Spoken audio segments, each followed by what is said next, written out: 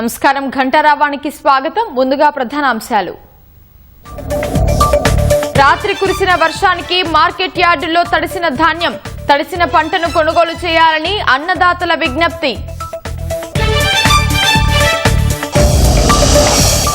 పంచాయతీ సిబ్బందికి 1వ తేదీనే జీతాలు, కొత్త పింఛన్లలో ఒంటరి మహిళలకు ప్రాధాన్యత ఇస్తామన్న సీఎం.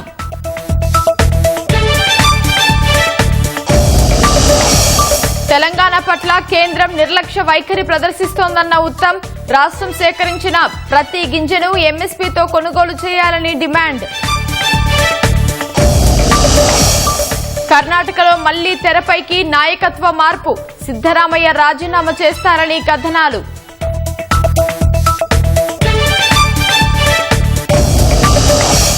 నేడు ట్రంప్ అత్యవసర మంత్రివర్గ సమావేశం, ఇరాన్తో చర్చలపై కార్యాచరణకు అవకాశం.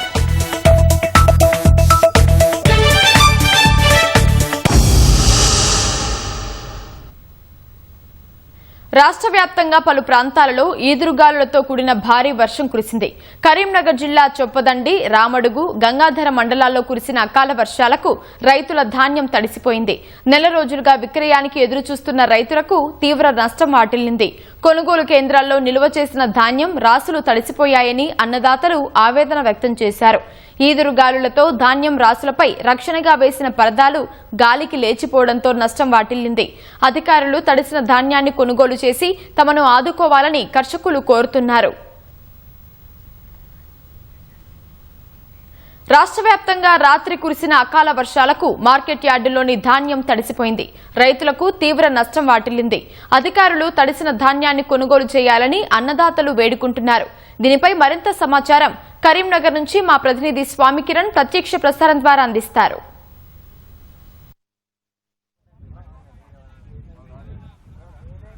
నిన్న రాత్రి నుంచి కురిసినటువంటి అకాల వర్షాలకు కరీంనగర్ జిల్లాలో అన్నదాతలు తీవ్రంగా నష్టపోవడం జరిగింది. ముఖ్యంగా కరీంనగర్ సంబంధించి కరీంనగర్ జిల్లాలో ఇటు కరీంనగర్ నియోజకవర్గం, అటు మానకొండూరు నియోజకవర్గంలో వర్షాలు కురిశాయి. మానకొండూరు అటు జగిత్యాలకు వెళ్తే జగిత్యాల జిల్లాలో ఉన్నటువంటి బీర్పూర్లో ఎక్కువ వర్షం కురిసింది. అటు పెద్దపల్లిలో పెద్దపల్లి, సుల్తానాబాద్ మండలాల్లో వర్షం కురిసింది. అయితే నిన్న రాత్రి ఉరుములు మెరుపులతో కూడినటువంటి వర్షం ప్రారంభమైంది. రాత్రంతా కూడా వర్షం కురిసింది. ఈ వర్షానికి అటు మార్కెట్ యార్డులలో, కొనుగోలు కేంద్రాల్లో ఉన్నటువంటి ధాన్యం అంతా కూడా పూర్తిగా తడిసిపోయింది. ముఖ్యంగా అటు వరి ధాన్యము, ఇటు మొక్కజొన్న, ఈ మొక్కజొన్న రైతులు కూడా తీవ్రంగా నష్టపోవడం జరిగింది. ప్రస్తుతం మనం కరీంనగర్ వ్యవసాయ మార్కెట్లో ఉన్నాం. ఈ కరీంనగర్ వ్యవసాయ మార్కెట్లో ప్రస్తుతం మనం చూస్తున్నటువంటి దృశ్యాలు ఇక్కడ చూడొచ్చు. ఇవన్నీ ఈ బస్తాలన్నీ కూడా అంటే తూకానికి రెడీగా ఉన్నటువంటి మొక్కజొన్నకు సంబంధించినటువంటి బస్తాలు. వీళ్ళంతా రైతులంతా కూడా నిన్న రాత్రి వీటన్నిటి మీద టార్పాలిన్లు కప్పుకొని వర్షం పడకుండా చర్యలు తీసుకున్నారు. కానీ నిన్న రాత్రి కురిసినటువంటి వర్షాలకు బేస్ అంటే నేల మీద ఉన్నటువంటి అన్నీ వచ్చి కూడా కింద బస్తాలన్నీ కూడా మనకు తడిచిపోయాయి. అయితే నెల రోజులుగా కొనుగోలు సరిగా సాగకపోవడంతో ఈ అకాల వర్షానికి తీవ్రంగా నష్టపోయామని చెప్పేసి ఇక్కడ రైతులు చెప్తున్నారు. ఏం జరిగింది, మీకు ఎంత నష్టపోయారు? సార్ ఇక్కడ మేము తీసుకొచ్చి 15 రోజులు అవుతుంది. మేము మొక్కజొన్న పోసి ఇక్కడ ఫస్ట్ ఒకటి ఏంటంటే తీవ్రంగా నష్టం ఏంటంటే సంచుల కొరత. ఒకటి ఫస్ట్ మెయిన్ సంచులు మేమే కొనుక్కోవాలి. ఒక సంచి 23 రూపాయల నుంచి 25 రూపాయలు సంచులకు ధర మాకు పడుతుంది. ఒకటి కాంట పెట్టాలంటే ఫస్ట్ సుదిరి కావాలి. ఆ సుదిరి కూడా కిలోకు 200 చుట్టూ 300 రూపాయలు కిలోకు సుదిరి మేమే తెచ్చుకోవాలి. అమలు రమ్మంటే టైంకు రారు. నీ చిట్టి నీవు రమ్మంటే మేము వాళ్ళు టైంకు రారు. మేము తెచ్చుకుంటామంటేనేమో ఏ ఒక్క అమలు బయటకు వచ్చి మేము చేయమని చెప్పి మమ్మల్ని అమలు సతాయించుడు. అదొక్కటి. ఇక్కడ నిన్న నైట్ 11:30 దాకా మేము రైతులు అందరం ఇక్కడనే ఉన్నాం. వర్షం వచ్చి పరదలు అటు కొట్టుకపోవడం ఇటు కొట్టుకపోవడు. దానికి అప్పుకున్నా కూడా ఆయన కూడా ఎంత చేసినా కూడా కింద సంచులు మొత్తం తడిచినాయి. ఎక్కువ అధికారి కూడా ఇక్కడికి వచ్చి ఏ కలెక్టర్ కానీ డిఎం కానీ మార్కెట్ డిఎం కూడా వచ్చి పరిశీలన చేసి మరి రైతులకు నష్టం జరిగింది, మరి దీన్ని మేము ఏం చేయాలి అని కూడా ఇదివరకు కూడా ఏ ఒక్క అధికారి కూడా ఇక్కడికి వచ్చి చేసినది పాపనైతే లేదు, చూసినది లేదు. ఇక్కడ రైతులు 15 రోజుల నుంచి 10 అప్పుడు వస్తున్నాం. నువ్వు వచ్చి ఎన్ని రోజులైంది, ఎందుకు కొనుగోలు చేయాలి? 15 రోజులు అవుతుంది. ఫస్ట్ అమ్మాయిల కొరత. అమ్మాయిలు ఏం చేస్తారు, వాళ్ళు 8 గంటలకు వస్తారు, 11 గంటలకు కాట పని చేస్తారు, 4 గంటలకు వస్తారు, మళ్ళీ 7 గంటలకు పని చేస్తారు. మేమేమన్నా అంటే మేము చేస్తామంటారు. మేము బయటకు వెళ్ళి తెచ్చుకుంటామన్నా కూడా మేము పని చేయము, వాళ్ళని రానియమంటారు. ఓకే, ఇప్పుడు ఎన్ని బస్తాలు మొత్తం ఇట్లా ఇప్పుడు తూకం కానీ ఎంత ఉంటుంది ధాన్యం మొత్తం ఎన్ని బస్తాలు ఉంటుంది? ఒక 50 వేల క్వింటల్ దాకా అవుతాయి. ఇవన్నీ సంచులు కూడా మళ్ళీ మేమే ఎత్తుకున్నాం. సంచులు కూడా మేమే రైతులమే ఎత్తుకున్నాం. సంచులు ఎత్తుకునేది మేమే. సంచులు వాళ్ళు అన్లోడ్ చేస్తే కూడా సంచికి 4 రూపాయలు చొప్పున మేమే కట్టేయాలి, రైతే కట్టేయాలి. కాంటకు క్వింటల్కు 60 రూపాయలు రైతే కట్టేయాలి. సంచులు మాదే, సుతిలి మాదే, కాంటా మాదే, అన్లోడ్ మాదే, వేబిల్ కాంటా ఐదుకి మేమే బాధ్యత వహిస్తాను. అయినా కూడా రైతుకు న్యాయం అనేది లేదు. మీరు ఎన్ని రోజులు అయింది వచ్చి ఇక్కడికి? 15 రోజులు అవుతుంది మేము వచ్చి. 15 రోజుల నుంచి కొనుగోలు సాగుతలేదు. మందకోడిగా సాగుతుంది. అది మా బాధ. ఇది ఇంకో రైతు కూడా ఉన్నాడు. మీ ధాన్యం కూడా మొక్కజొన్న తడిసిందా? మొత్తం పరదలు కప్పినా మీద తడవకుండా కింద సగం సంచులకి వెళ్ళి వరద పోయిట్లా మొత్తం తడిసిపోయింది మొత్తం. అది 15 రోజులమే వచ్చినాం. ఎవరు పట్టించుకుంటలేరు. మార్కెట్ కమిటీ ఉన్నది, కమిటీ రారు, డిఎం రారు, ఏఈఓలు రారు, ఎవరు రారు. అధికారం ఇవ్వలే, అసలే రాతలేరు. జోగమంటున్నాం, వీళ్ళు జోగరు. మా సీరియల్ రాలేదు, సీరియల్ రాలేదు, ఇంకొక వారం రోజులు అయితే, వారం రోజులకు మేము ఉన్నారు. ఈ మందు డబ్బాలు తెచ్చుకొని తాగుతాం సార్. మేము మందు డబ్బులు తెచ్చుకొని మేము తాగుడే రైతులం అందరం. అవరా మాకు ఇదే సార్ అని ఏం లేదు మాకు. ఇది ఇక్కడ ఉన్నటువంటి రైతులు చెప్తున్నారు. గత 15 రోజులుగా సరిగ్గా కొనుగోలు సాగట్లేదు అని చెప్తున్నారు. కరీంనగర్ మార్కెట్లో సరిగ్గా కొనుగోలు సాగకపోవడంతో మొన్ననే గేటుకు తాళం వేసి వెళ్ళి ధర్నా కూడా నిర్వహించడం జరిగింది. సుమారు 6 నుంచి 7 వేల బస్తాలు ప్రస్తుతం తూకం కావాల్సినటువంటి బస్తాలు ఇక్కడ ఉన్నాయి. తూకమైనటువంటి బస్తాలు కూడా ఉన్నాయి. ఇవన్నీ కూడా పూర్తిగా తడిసిపోయాయి. ఇప్పటికైనా అధికారులు స్పందించి ఇక్కడ ఏవైతే తూకానికి సిద్ధంగా ఉన్నాయో వాటన్నిటినీ కూడా లిఫ్ట్ చేయాలని చెప్పేసి డిమాండ్ చేస్తున్నారు. అలాగే తడిచినటువంటి ధాన్యం కూడా పెద్ద ఎత్తున ఉంది. అంతే కింద బస్తాలు మొత్తం తడిచాయి. వీటిని ఆరబెట్టిన తర్వాత కొనుగోలు చేస్తామని చెప్పేసి అధికారులు చెప్తున్నారు. అలా కాకుండా వీళ్ళంత త్వరగా ఇక్కడ నుంచి లిఫ్ట్ చేయాలని చెప్పేసి అకాల వర్షాల నుంచి రైతులను రక్షించాలని చెప్పేసి కూడా వాళ్ళంతా కోరుతున్నారు. ఇది కరీంనగర్ వ్యవసాయ మార్కెట్లో మొక్కజొన్న రైతులకు సంబంధించినటువంటి కష్టాలు. Vote studio.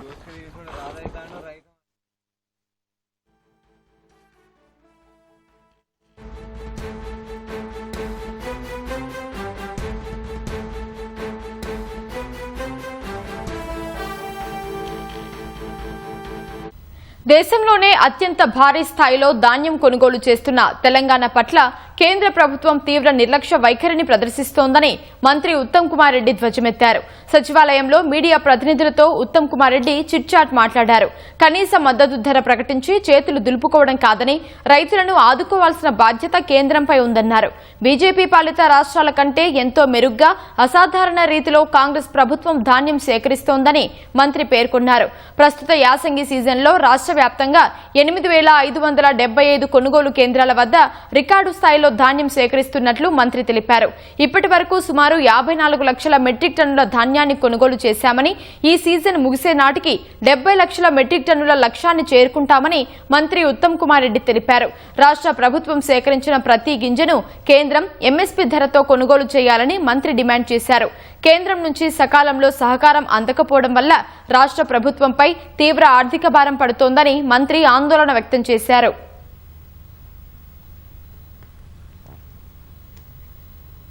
గ్రామ పంచాయతీ సిబ్బందికి ప్రభుత్వం శుభవార్త తెలిపింది. ప్రతి నెల 1వ తేదీనే జీతాలు చెల్లించాలని నిర్ణయించింది. ఈ మేరకు ప్రభుత్వం నుంచి నెలకు 50 కోట్ల రూపాయలు మంజూరు చేస్తామని ముఖ్యమంత్రి రేవంత్ రెడ్డి స్పష్టం చేశారు. పంచాయతీల సొంత ఆదాయాన్ని ట్రెజరీ ఖాతాలో కాకుండా బ్యాంకులో జమ చేసేలా చట్ట సవరణ చేయాలని సీఎం ఆదేశించారు. చేయూత పింఛన్లను నేరుగా లబ్ధిదారుల బ్యాంకు ఖాతాల్లో జమ చేయాలని అన్నారు. కొత్త పెన్షన్ల మంజూరులో ఒంటరి మహిళలకు మొదటి ప్రాధాన్యత ఇవ్వాలని ఆదేశించారు. రాష్ట్రంలోని 50,000 మంది గ్రామ పంచాయతీ సిబ్బందికి ప్రతి నెల మొదటి తారీఖునే జీతాలు చెల్లించేలా అవసరమైన చర్యలు తీసుకోవాలని ముఖ్యమంత్రి రేవంత్ రెడ్డి ఆదేశించారు. ఐఏఎస్ అధికారులకు నెలనెలా సమయానికి జీతాలు అందినట్లే గ్రామ పంచాయతీ సిబ్బందికి కూడా వేతనాలు అందాలని స్పష్టం చేశారు. పంచాయతీరాజ్, గ్రామీణాభివృద్ది శాఖపై ఉన్నతాధికారులతో సీఎం రేవంత్ రెడ్డి సమీక్ష నిర్వహించారు. గ్రామ పంచాయతీ సిబ్బంది జీతాలు చెల్లించడానికి ప్రభుత్వం నుంచి ప్రతి నెల 50 కోట్లు ప్రత్యేకంగా నిధులు మంజూరు చేస్తామని చెప్పారు. అవుట్సోర్సింగ్, కాంట్రాక్టు ఉద్యోగులు అనే తేడా లేకుండా ప్రభుత్వంలోని అన్ని శాఖల పరిధిలోని ఉద్యోగులకు 1వ తేదీనే జీతాలు అందేలా చూడాలని ముఖ్యమంత్రి స్పష్టం చేశారు. సిబ్బందికి జీతాలు ఒక్కరోజు ఆలస్యమైనా సహించబోనని హెచ్చరించారు. సొంత ఆదాయంపై గ్రామ పంచాయతీల స్వతంత్రతను నిర్వీర్యం చేస్తూ గత ప్రభుత్వం తొలగించిన నిబంధనను పునరుద్ధరించేందుకు చర్యలు తీసుకోవాలని ముఖ్యమంత్రి చెప్పారు.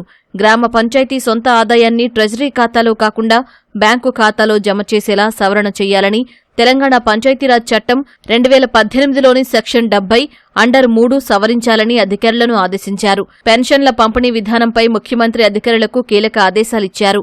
పోస్టల్ శాఖ ద్వారా అందజేస్తున్న ప్రస్తుత పెన్షన్ పంపిణీ విధానాన్ని మార్చి నేరుగా లబ్దిదారుల బ్యాంకు ఖాతాల్లో జమ చేయాలని చెప్పారు. పెన్షన్లు అర్హులకు మాత్రమే అందేలా చర్యలు తీసుకోవాలని, ఓటరు గుర్తింపు కార్డు, ఆధార్, సామాజిక ఆర్థిక సర్వే డేటా ఆధారంగా పెన్షన్లను క్రమబద్దీకరించాలని సూచించారు. కొత్త పెన్షన్ల మంజూరు విషయంలో తొలి ప్రాధాన్యత ఇవ్వాలని ఆదేశించారు. రాష్ట్రంలో ఎబోలా కేసులు నమోదు కాలేదని, అలాంటి లక్షణాలున్న వ్యక్తులను కూడా గుర్తించలేదని ఆరోగ్య శాఖ మంత్రి దామోదర్ రాజనరసింహ ప్రకటించారు. ప్రపంచవ్యాప్తంగా ఆందోళన కలిగిస్తున్న ఎబోలాపై మంత్రి సమీక్ష నిర్వహించారు. ఆఫ్రికాలోని కొన్ని దేశాల్లో ఎబోలా వైరస్ వ్యాప్తి నేపథ్యంలో నివారణ, ముందస్తు జాగ్రత్తలు, సన్నద్దతపై మంత్రి సమీక్షించారు. రాష్ట్రంలో ప్రస్తుతం ఎబోలా కేసులు నమోదు కాలేదని అధికారులు మంత్రికి వివరించారు. కేంద్ర ప్రభుత్వం జారీ చేసిన మార్గదర్శకాల మేరకు రాష్ట్రంలో అవసరమైన అన్ని ముందస్తు చర్యలు చేపట్టినట్లు వివరించారు. కాంగో, ఉగాండా, సౌత్ సుడాన్ వంటి దేశాల నుంచి వచ్చే ప్రయాణికులను విమానాశ్రయంలోనే స్క్రీనింగ్, థర్మల్ స్కానింగ్ చేస్తూ వారిని క్షుణ్ణంగా పరిశీలిస్తున్నామన్నారు. ఆఫ్రికా దేశాలను వణికిస్తున్న ఎబోలా వైరస్ వ్యాప్తిపై తెలంగాణ రాష్ట్రం అప్రమత్తమైంది. కేంద్రం సూచనల మేరకు విదేశాల నుంచి వస్తున్న ప్రయాణికులకు ఎయిర్పోర్ట్లోనే స్క్రీనింగ్ చేస్తుండగా గాంధీ ఆసుపత్రిలోనూ ప్రత్యేకంగా వార్డుని సిద్ధం చేసింది. దీనిపై మరింత సమాచారం మా ప్రతినిధి రమ్య ప్రత్యక్ష ప్రసారం ద్వారా అందిస్తారు.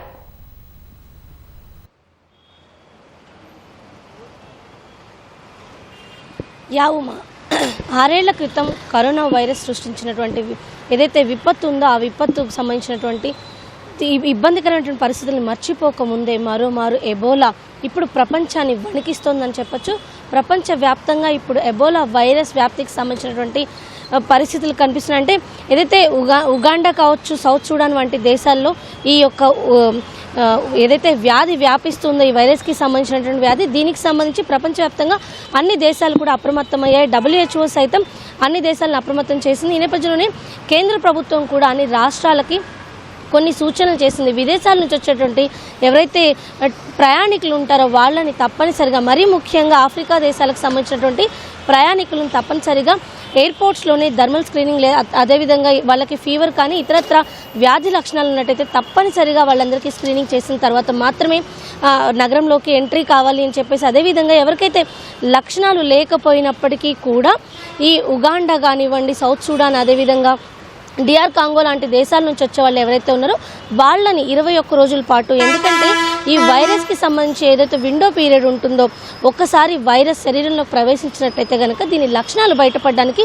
2 రోజుల నుంచి 21 రోజులు అంటే 3 వారాల సమయం తీసుకునే అవకాశం ఉంటుంది. ఈ నేపథ్యంలో విదేశాల నుంచి వచ్చేదైతే ముఖ్యంగా ఈ వైరస్ ప్రబలిన దేశాల నుంచి వచ్చేటువంటి ఈ యొక్క వ్యక్తులు ఉంటారో వాళ్ళు తప్పనిసరిగా 21 రోజుల పాటు ఎలాంటి లక్షణాలు లేకపోయినప్పటికీ కూడా సెల్ఫ్ ఐసోలేషన్లో ఉండాలని చెప్పేసి రాష్ట్ర ప్రభుత్వం ఇప్పటికే మార్గదర్శకాలు చేసింది. మరోవైపు గాంధీ ఆసుపత్రిలో ప్రత్యేకంగా 10 పడకలతోటి ఒక వార్డ్ని ఏర్పాటు చేయడం జరిగింది. గాంధీ ఆసుపత్రి జనరల్ మెడిసిన్ HOD సునీల్ని ఇక్కడ నోడల్ అధికారిగా కూడా నియమించడం జరిగింది. ఆయన ఏదైతే ఎయిర్పోర్ట్ లోపల స్క్రీనింగ్ చేస్తారో లక్షణాలు ఉన్న వాళ్ళు ఎవరైతే ఉంటారంటే ఉగాండా కావచ్చు, సౌత్ సుడాన్ కావచ్చు, ఇలాంటి దేశాల నుంచి వస్తూ జలుబు, జ్వరం, దగ్గు, తీవ్రమైనటువంటి తలనొప్పి, అలసట, వాంతులు, విరోచనాలు ఇలాంటి లక్షణాలతో వచ్చేటువంటి ఎవరైతే ఉంటారో వాళ్ళకి టెస్టులు నిర్వహించిన తర్వాత అత్యవసరమైతే గాంధీ ఆసుపత్రికి తరలించి ఇక్కడ చికిత్స ఇచ్చేందుకు అనుగుణంగా 10 ప్రత్యేకమైనటువంటి పడకల్ని ఏర్పాటు చేయడం జరిగింది. మరోవైపు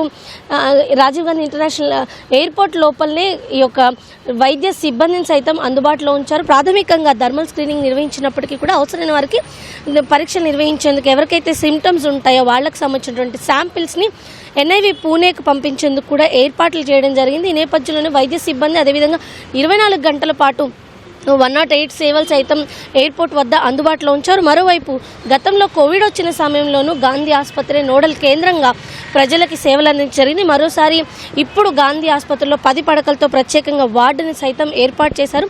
అత్యవసరం అయితే ఎవరైతే ఎబోలా లక్షణాలతో వచ్చినటువంటి వారు ఉంటారో వాళ్ళని ఇక్కడికి తీసుకొచ్చి చికిత్స అందించేందుకు వీలుగా ఈ 10 పడకలతో ప్రత్యేకంగా ఐసోలేషన్ వార్డుని అయితే ఏర్పాటు చేయడం జరిగింది. అయితే ఇతర దేశాల నుంచి వచ్చి ఈ ఏదైతే ఎబోలా ప్రబలుతున్నటువంటి దేశాల నుంచి వచ్చినటువంటి హిస్టరీ ఉందో వాళ్ళు తప్పనిసరిగా సెల్ఫ్ ఐసోలేషన్ పాటించాలి అని చెప్పి లక్షణాలు ఉన్న వాళ్ళు ఎవరైతే ఉంటారో వాళ్ళకి సంబంధించినటువంటి ఇతరత్ర కాంటాక్ట్స్ ఎవరైతే ఉన్నారో వాళ్ళు కూడా తప్పనిసరిగా ఐసోలేషన్లో ఉండాలి, వైద్యులకు సమాచారం ఇవ్వాలి అని చెప్పేసి ప్రభుత్వం ఆదేశాలు ఇవ్వడం జరిగింది.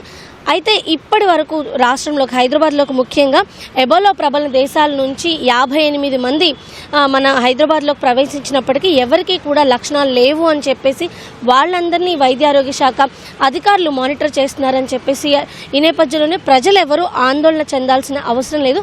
ఇప్పటి వరకు ఎబోలా లక్షణాలు ఉన్న ఏ ఒక్కరూ కూడా రాష్ట్రంలోకి ప్రవేశించలేదని చెప్పి ఈ విషయంలో ప్రభుత్వం అప్రమత్తంగానే ఉన్న నేపథ్యంలో ప్రజలు ఆందోళన చెందాల్సిన అవసరం లేదు అని చెప్పేసి రాష్ట్రంలోకి ఈ ఎబోలా ప్రవేశించకుండా అదేవిధంగా ఒకవేళ ప్రవేశించినప్పటికీ కూడా ఇతరులకు వ్యాపించకుండా ఉండేందుకు వీలుగా పూర్తి స్థాయిలో చర్యలు చేపట్టినట్టు కూడా తెలుసు. ఇందుకు సంబంధించినటువంటి అధికారులు సైతం ఎప్పటికప్పుడు సమీక్షలు నిర్వహిస్తున్నారు. అటు వైద్య ఆరోగ్య శాఖ మంత్రి దామోదర్ రాజనరసింహ సైతం అధికారులతో సమీక్ష నిర్వహించి ఈ మేరకు తప్పనిసరిగా అన్ని చర్యలు తీసుకోవాలని చెప్పేసి ప్రజలకు ఎలాంటి ఇబ్బంది లేకుండా చూసుకోవాలని చెప్పేసి మరోసారి ఇలాంటి విపత్తులు తలెత్తకుండా తీసుకోగలిగినటువంటి అన్ని చర్యలను తప్పనిసరిగా ప్రతి ఒక్కరూ పాటించాలని చెప్పి ప్రభుత్వం అయితే ఆదేశాలు జారీ చేసింది. Over to studio.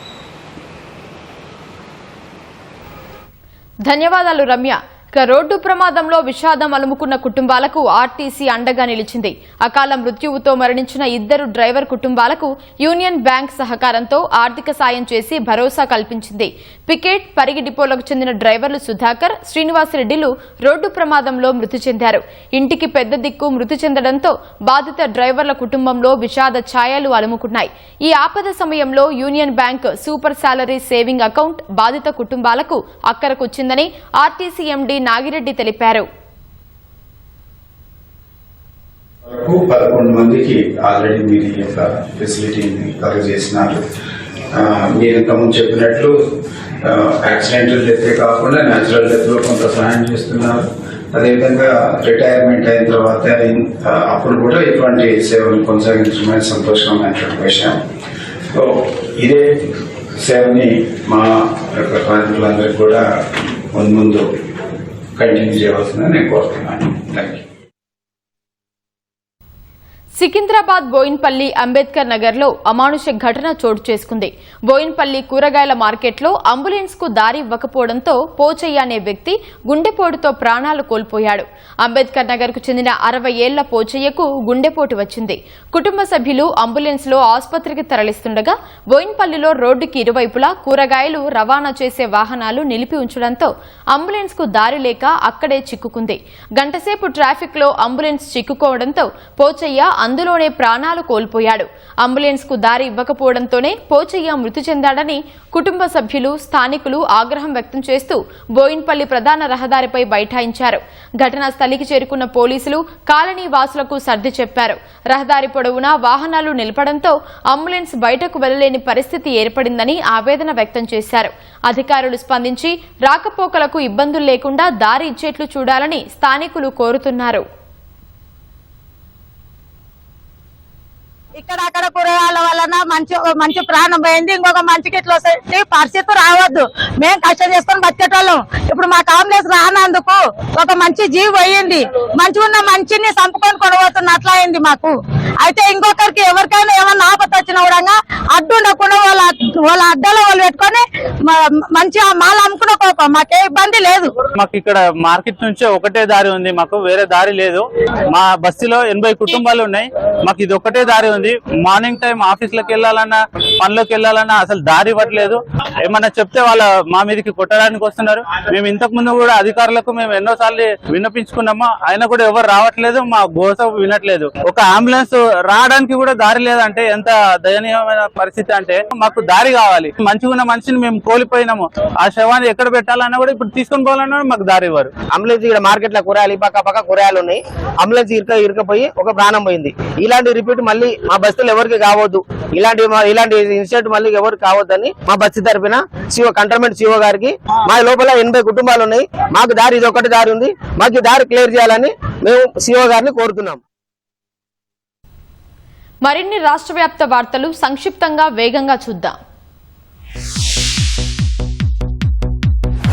UCF scheme లో భాగంగా కరీంనగర్ కార్పొరేషన్ అభివృద్ది కోసం 840 కోట్ల నిధులు మంజూరు చేయించినట్లు కేంద్ర హోంశాఖ సహాయ మంత్రి బండి సంజయ్ వెల్లడించారు. డంపింగ్ యార్డు కోసం 80 కోట్లు కేటాయించామని, స్మార్ట్ సిటీ కింద 900 కోట్లు, అమృత్ కింద 277 కోట్లు ఖర్చు చేశామని వివరించారు. కేంద్ర పారామిలిటరీ గ్రూప్ సెంటర్ ఏర్పాటుకు 14 ఎకరాలు కేటాయించిన రాష్ట్ర ప్రభుత్వానికి ధన్యవాదాలు తెలిపారు. అంతర్జాతీయ స్థాయిలో ప్రతిభ చాటుతున్న యువ సెయిలర్ రమేజా భానుని హైదరాబాద్ లో మహిళా శిశు సంక్షేమ శాఖ మంత్రి సీతక్క అభినందించారు. ఒమన్, సింగపూర్ లో నిర్వహించిన అంతర్జాతీయ సెయిలింగ్ పోటీల్లో రమేజా భాను భారతదేశానికి ప్రాతినిధ్యం వహించింది. మొరాకోలో జరగనున్న అంతర్జాతీయ సెయిలింగ్ పోటీల్లో పాల్గొననుంది. 72 జీవోను అమలు చేయాలని ఉమ్మడి మహబూబ్ నగర్ జిల్లా పెండింగ్ ప్రాజెక్టుల సాధన జేఏసీ డిమాండ్ చేసింది. 2013లో ప్రతిపాదించిన కృష్ణా బ్యారేజీ చేపట్టి జిల్లాలో సాగునీటిని అందించి కరువును నివారించాలని కోరింది. తుంగభద్ర నది ఎడమ కాలువను తెలంగాణ రాష్ట్రంలోకి పొడిగించి కృష్ణా, తుంగభద్ర నదుల నడుమ అనుసంధానం ఏర్పాటు చేసి గ్రావిటీ ద్వారా జిల్లా అవసరాలు తీర్చాలని కోరారు. హైదరాబాద్ రాజేంద్రనగర్ పోలీస్ స్టేషన్లో నమోదైన పోక్సో కేసులో నిందితుడికి ప్రత్యేక ఫాస్ట్ ట్రాక్ కోర్టు 20 సంవత్సరాల కఠిన కారాగార శిక్ష విధించింది. చిలుకూరు సందీప్ కుమార్ అలియాస్ శ్యామ్కు 50,000 రూపాయల జరిమానా విధించిన కోర్టు బాధితురాలికి 3 లక్షల రూపాయల పరిహారం మంజూరు చేసింది. వివాహేతర సంబంధంలో ఒంటరి మహిళను గొంతు కోసి హత్య చేసిన నిందితుడిని వరంగల్ పోలీసులు రిమాండ్కు తరలించారు. దుగ్గొండి మండలం లక్ష్మీపురం గ్రామానికి చెందిన తాళ్లపల్లి సుమలతను అదే గ్రామానికి చెందిన సురేష్ గొంతు కోసి చంపాడు. తనతో సంబంధం నడుపుతూ సామాజిక మాధ్యమంలో ఇంకొకరితో చొరవగా ఉంటుందన్న కోపంతో హత్యకు పాల్పడ్డారని పోలీసులు తెలిపారు. కామారెడ్డి జిల్లా అడ్లూరులో రైలు కింద పడి 19 గొర్రెలు మృతి చెందాయి. లక్ష్మి అనే మహిళ తన గొర్రెల మందును మేతకు తీసుకువెళ్తుండగా రైలు పెద్ద శబ్దంతో హారన్ కొట్టడంతో భయాందోళనకు గురైన గొర్రెలు పరిగెత్తి హడావిడిగా వెళ్లి రైలు కింద పడ్డాయి. ఈ ఘటనలో సుమారు 1,50,000 రూపాయల నష్టం సంభవించిందని బాధితురాలు తెలిపింది. నిబంధనలకు విరుద్దంగా వడ్డీ వ్యాపారం, ఫైనాన్స్ నిర్వహిస్తున్న వారిపై కరీంనగర్ జిల్లా వ్యాప్తంగా 15 ప్రత్యేక బృందాలుగా పోలీసులు ఏకకాలంలో ఆకస్మిక దాడులు నిర్వహించారు. 6 కేసులు నమోదు చేయడంతో పాటు సుమారు 1,40,00,000 రూపాయల విలువగల డాక్యుమెంట్లు, 1,77,000 రూపాయల విలువగల బంగారు, వెండి ఆభరణాలు స్వాధీనం చేసుకున్నారు. నాగావళి ఎక్స్ప్రెస్ రైలులో తరలిస్తున్న 48 కిలోల గంజాయిని కామారెడ్డి రైల్వే స్టేషన్లో ఎక్సైజ్ పోలీసులు పట్టుకున్నారు. హైదరాబాద్ నుంచి పూణేకు తరలిస్తున్న రోహిత్ అనే యువకుడిని అదుపులోకి తీసుకున్నారు. గంజాయి విలువ 24 లక్షల రూపాయల వరకు ఉంటుందని అంచనా వేశారు. వన్యప్రాణులను సంహరించే వేటగాళ్ల ఆట కట్టించేందుకు ఆదిలాబాద్ జిల్లాలో ఏకకాలంలో 30 ప్రత్యేక బృందాలతో పోలీసులు తనిఖీలు నిర్వహించారు. తలమడుగు, నేరడిగొండ, బోధ్కు చెందిన 6 నిందితులను అదుపులోకి తీసుకున్నారు. జింక కొమ్ములు, చర్మం, వలలు, నెమలి ఈకలు స్వాధీనం చేసుకున్నారు. జోగులాంబ గద్వాల జిల్లా వడ్డేపల్లి రెవెన్యూ కార్యాలయంలో పనిచేస్తున్న సర్వేయర్ బ్రహ్మయ్య ఓ రైతు నుంచి 10,000 రూపాయల లంచం తీసుకుంటుండగా ఏసీబీ అధికారులు పట్టుకున్నారు. 15,000కు ఒప్పందం చేసుకుని అందులో భాగంగా 5,000 రూపాయలు అడ్వాన్స్ గా ఇచ్చారు. కానీ పూర్తి డబ్బులు ఇస్తేనే సర్వే చేస్తానని అధికారి బెదిరించడంతో బాధిత రైతు ఏసీబీ అధికారులను ఆశ్రయించాడు.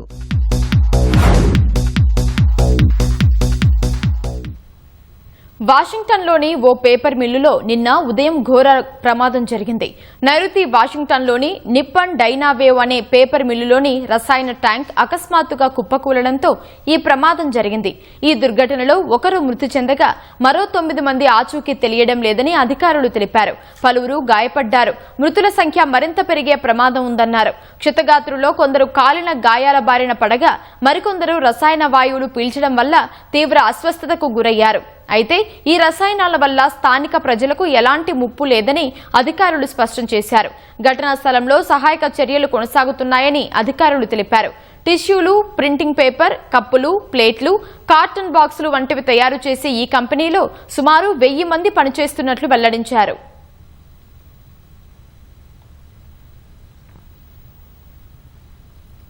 హైదరాబాద్ హిమాయత్ నగర్లోని శ్రీ వెంకటేశ్వర స్వామి ఆలయంలో వసంతోత్సవాలు భక్తుల సందడితో వైభవంగా జరిగాయి. ఉత్సవాల్లో భాగంగా మంగళవారం స్వామివారి రథోత్సవాన్ని ఆలయ అధికారులు ఘనంగా నిర్వహించారు. ప్రత్యేకంగా అలంకరించిన రథంపై ఉత్సవ మూర్తులను ప్రతిష్ఠించి ఆలయ ప్రాంగణంలో శోభాయాత్రగా తీసుకెళ్లారు. వేద పండితుల మంత్రోచ్చారణలు, మంగళ వాయిద్యాల నడుమ సాగిన పల్లకి ఊరేగింపు భక్తులను విశేషంగా ఆకట్టుకుంది.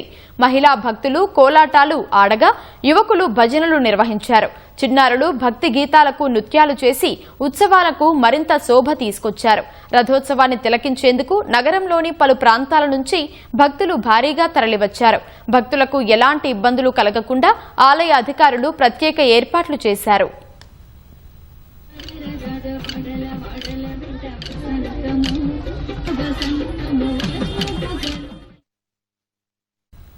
అకాల వర్షాలకు ఉమ్మడి మెదక్ జిల్లాలోని కొనుగోలు కేంద్రాల్లో ధాన్యం తడిసిపోయింది.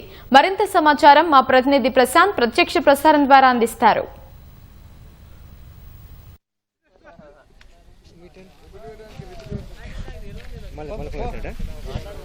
సంగారెడ్డి జిల్లా శివంపేట మండలంలోని చక్రియాల్లో అకాల వర్షాలకు రైతులు ఆగమయ్యారు. ఇక్కడ మనం చూసినట్లయితే మొత్తము మనకి ధాన్యం కుప్పల మధ్యలో నీళ్లు నిల్వ ఉన్న పరిస్థితి అయితే ఉంది. 6 కాలం కష్టపడి పండించిన పంట చేతికొచ్చే ముందు నోటికాడ బుక్కలో మట్టి పడ్డట్టుగా అయిందని చెప్పేసి ఇక్కడ రైతులు ఆవేదన వ్యక్తం చేస్తున్న పరిస్థితి అయితే మనకుంది. కొనుగోలులో జాప్యము, లారీలు రాకపోవడము, అలాగే వాటితో పాటు మనకి దానివల్లే సమస్య అని చెప్పేసి మనకు రైతులు చెప్తున్న పరిస్థితి ఉంది. ఇక్కడ మనకు కొంతమంది రైతులు ఉన్నారు, వారితో మాట్లాడి వారి సమస్య ఏంటో పరిస్థితి తెలుసుకునే ప్రయత్నం చేద్దాం. చెప్పండి, మీ సమస్య ఏంటి చెప్పండి. అసలు ఇక్కడ అన్న, ఇక్కడ మేము లారీ రావడం ఈ దురదృష్టం చాలా. ఈ లారీలో కాంట్రాక్ట్ వాళ్ళు ఉన్నారు, మాకు లారీలు అందుబాటులో ఉంటాయి. ఈ పాటికి మాకు ఒడ్లు పోతుండే. ఆ లారీలో వాళ్ళు ఎక్కడ ఆర్డీఓ కానీ ఎవరో కానీ వాళ్ళు పట్టిస్తున్నారంట. మాకు లారీలో గత అందరు కలిసి మాకు లారీలు సహకరిస్తే ఇప్పటికైనా కానీ మేము 8 రోజుల్లో ఖాళీ అవుతుంది. అసలు మీరు కోతలు కోసి ఎన్ని రోజులు అవుతుంది ఇక్కడ కుప్పలు పోసి? కోతలు కోసి ఇంచుమించు నెల 10 రోజులు, నెల 20 రోజులకు వచ్చినాం. అయితే దీనిది ఏమదంటే వాళ్ళు లారీలు తెచ్చుకోండి, మీరు రండి అని ప్రభుత్వం అది మేడం రండి, రైతులు రాకండి, మీ సెంటర్ నుంచి ఎవరైతే సెంటర్ పట్టుకుర్రో వాళ్ళనే పంపించండి, వాళ్ళు తీసుకొని వస్తారు లారీలు అంటే వాళ్ళు పోతున్నారు వస్తున్నారు. వాళ్ళకి దొరుకుతున్నాయా దొరుకుతలేవా అది తెలియదు. ఇక దాని ఏమైంది, ఇప్పుడు లారీలు వస్తుంటే ఈ ఒడ్లు కూడా ఉండకపోవు. మాకు అక్కడ లారీలు పట్టిస్తారు, ఆ మేడం కూడా మాకు సహకరిస్తలేదు. ఆడియో మేడం కూడా మాకు సహకరిస్తలేదు. ఆమెతో కూడా చర్చ చేసుకోవాలని మనం చేసుకుంటాం. చెప్పండి అన్న, మీకు ఇక్కడ ఎన్ని ఒడ్లు ఉన్నాయి, మీ పరిస్థితి ఏంటి? ఇక్కడ బాగానే 10 లారీల దాకా ఉంటాయి ఒడ్లు. ఎండిన ఆల్రెడీ అదే ఏమంటారు మ్యాచర్ కూడా ఏడైన పరిస్థితి వస్తుంది. అదంతా సూకెండి ఆ వెయిట్ కూడా ఏమొస్తలేవు, లారీ లాగా అంత ఇబ్బంది ఉంది అనుకుంటే మొత్తం ఎండినట్లు కూడా మొత్తం మొలకలు వచ్చే ఛాన్సెస్ ఉన్నాయి. అంత చెప్పండి, అధికారులు ఏమంటారు మరి అడిగితే? వాళ్ళు లారీలు పట్టిస్తలేరు, వస్తలేవు లారీలు. ఇక్కడ 2 రోజులకు 1 3 రోజులకు వస్తే ఏమో ఏడు సరిపోతాయి, లారీ వస్తలేవు. లారీలు రాక చాలా ఇబ్బంది అయిపోతుంది ఇక్కడ మాకు. లారీలు రాక ఇంచుమించు ఒక 15 రోజులు అవుతుంది ఇక్కడ లారీ రాక. మేము ఇగో మా సొంత డబ్బులు పెట్టుకొని లారీలు తెచ్చుకుంటున్నాం. ఇక్కడికి మా సొంత డబ్బులు పెట్టుకొని లారీలు తెచ్చుకొని పంపిస్తున్నాం. మేము మాకు ట్రాక్టర్ని మేమంటే అక్కడ రశ్మిలలో ట్రాక్టర్ కాల్ చేసుకోమంటారు. ట్రాక్టర్లు మా పరిస్థితి అట్లా అయిపోయింది. ఏడి పరిస్థితి అట్లా అయిపోతుంది అట్లా పరిస్థితి. ఓకే, ఇక్కడ ధాన్యం కోసం అయితే సుమారు 45 రోజులు అవుతుందని చెప్పేసి ఇక్కడ రైతులు చెప్తున్న పరిస్థితి ఉంది. ఇన్ని రోజుల నుంచి నిరీక్షించినప్పటికీ ప్రభుత్వంకి చిమ్మకుట్టినట్టుగా లేదని చెప్పేసి రైతులు ఆవేదన వ్యక్తం చేస్తున్నారు. కోసి కళ్ళాల్లో కుప్పపోసామని వడ్లు కనీసం ఇప్పటికీ మమ్మల్ని పట్టించుకున్న నాదుడు లేదని చెప్పేసి మనకు చెప్తున్న పరిస్థితి ఉంది. ఇక్కడ మనకు చూసినట్లయితే ఇంకొక పెద్దయిన ఉన్నాడు, ఆ పెద్దయినతో మాట్లాడి ఆయన బాధ్యత మనం తెలుసుకునే ప్రయత్నం చేద్దాము.